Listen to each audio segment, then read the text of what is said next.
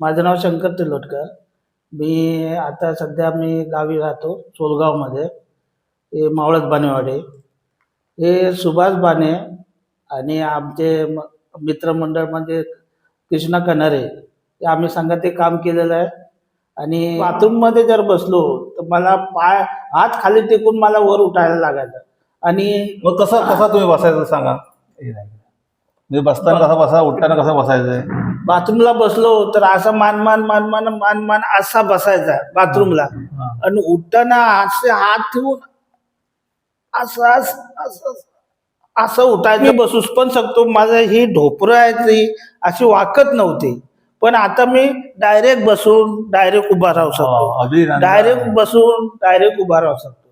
Direct बसून direct उभा राहू शकतो.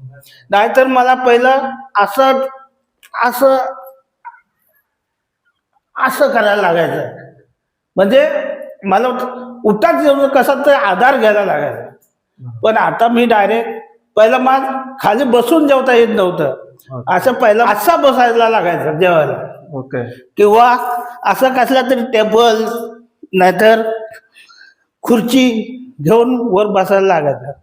आता मी डायरेक्ट मांडुकले घालू शकतो. ओके. मांडुकले घालून बसू शकतो.